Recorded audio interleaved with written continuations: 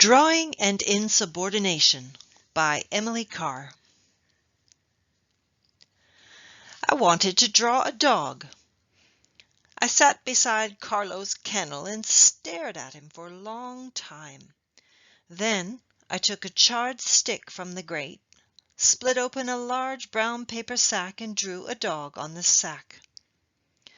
My married sister, who had taken drawing lessons, looked at my dog and said, "Not bad." Father spread the drawing on top of his newspaper, put on his spectacles, looked, said, Mother said, "You are blackened with charred wood. Wash." The paper sack was found years later among Father's papers. He had written on it, "By Emily, aged 8." I was allowed to take drawing lessons at the little private school which I attended. Miss Emily Woods came every Monday with a portfolio of copies under her arm. I got the prize for copying a boy with a rabbit. Bessie Nuthall nearly won because her drawing was neat and clean, but my rabbit and boy were better drawn. Father pruned the cherry tree under our bedroom window. The cherry sticks were twisty, but I took 3 of the straightest, tied them at one end, and straddled them at the other, and put 2 big nails in the wood to hold a drawing board. With this easel under the dormer window of our bedroom, I felt completely an artist. My sister Alice, who shared the room, complained when she swept round the legs of the easel. When I went to the big public school with my sisters, we were allowed on Fridays after school to go to Miss Withrow's house for drawing lessons. I got sick for fear I'd be kept in and miss any of the lesson, so Mother wrote a note to the teacher asking that I be let out on time. My sisters, Lizzie and Alice, painted flowers. I drew heads. Miss Withrow sewed small photographs into little squares with white cotton thread, and then she ruled a big sheet of paper with big squares, and I drew as much in a big square as there was in a little one. In this way I swelled Father and Mother and my sister's baby. Father put Mother and himself in gilt frames and gave me $5 gold. My sister thought my drawn baby was not good enough to be her child.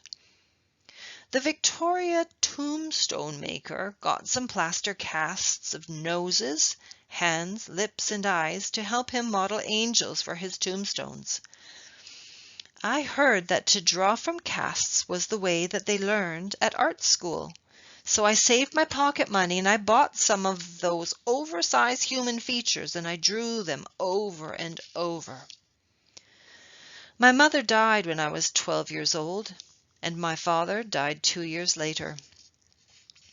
When Father died, I was still at school, getting into a great deal of trouble for drawing faces on my fingernails and pinafores and textbooks. My sisters and brother were good students. When I moved up a grade, the new teacher said, another good Carr," but was disappointed. After Father and Mother died, my big sister ruled. She was stern like Father. She was 20 years older than the youngest of us. Our family had a wide gap near the top where 3 brothers had died. So there was Mother's big family of 2 grown-up girls and her little family of 3 small girls and a boy. The second of the big sisters married. The biggest sister owned everything, and us too, when Father died. Lizzie and Alice were easy children and good. Lizzie was very religious. Alice was patient and took the way of least resistance always. Dick, too, was good enough. But I was rebellious. Little Dick and I got the riding whip every day. It was a swishy whip and cut and curled around our black-stockinged legs very hurtfully. The most particular sin for which we were whipped was called insubordination. Most always it arose from some cause remittance men or remittance men's wives. Canada was infested at that time by old country younger sons and ne'er-do-wells, people who had been shipped to Canada on a one-way ticket. These people lived on small remittances received from home. They were too lazy and too incompetent to work, stuck up, indolent, considering it beneath their dignity to earn, but not beneath their dignity to take all a Canadian was willing to hand out. My two elder sisters were born in England. The one who ruled us felt very much firstborn in the English way, feeling herself better than the rest of us because she was oldest. She was proud of being top. She listened to all the hard luck stories of the remittance people and said, "I too was born in England." She sympathized with their homesicknesses and filled our home with these people. Dick and I hated the intruders. Lizzie and Alice resented them too, but quietly. My sister tried to compel my brother and me by means of the riding whip. A couple called Piddington sat on us for 6 months. The wife was a hypochondriac and exploited ill health. The man was an idle loafer and a cruel bully. Anger at his impertinence and sponging kept the riding whip actively busy on our young legs. Things came to a climax when we rented a seaside cottage in the holidays. The man took a party of boys and girls out in the boat. The sea was rough. I asked to be put ashore.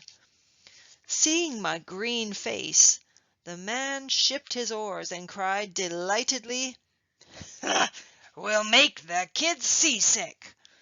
He rocked the boat back and forth till he succeeded.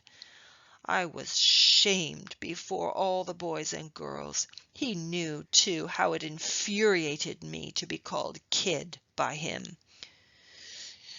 "You're not a gentleman anyway," I cried. "You're a sponger and a bully." Purple with rage, the man pulled ashore and rushed to his wife, saying, "The kid has insulted me."